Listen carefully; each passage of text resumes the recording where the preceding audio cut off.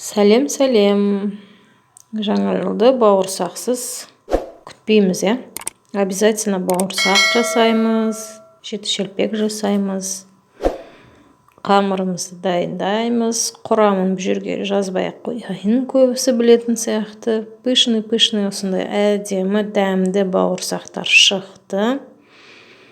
Дәмі де өте жақсы. Міндетті түрде жасаңыздар,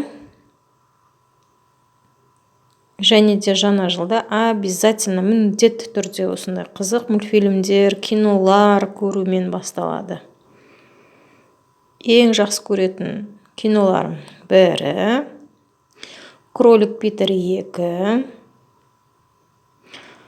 және де каналда қандай кинолар көрді, мен осылардың бәрін түсіріп шықтым.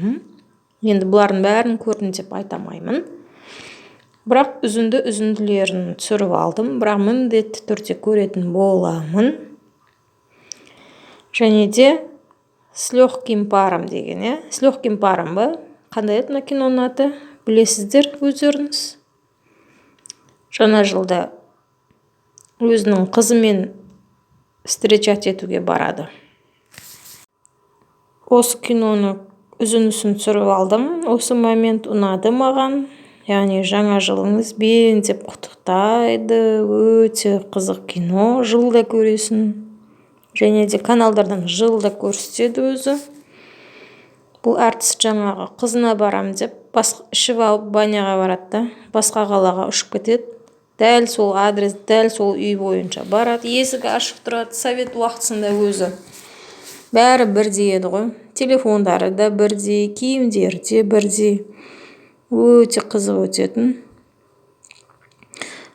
Эполит деген жігіті бар мына қыздың. Ол да онымен ұрсып қалады. Сонымен соңында не болады? Екеуі қосылады.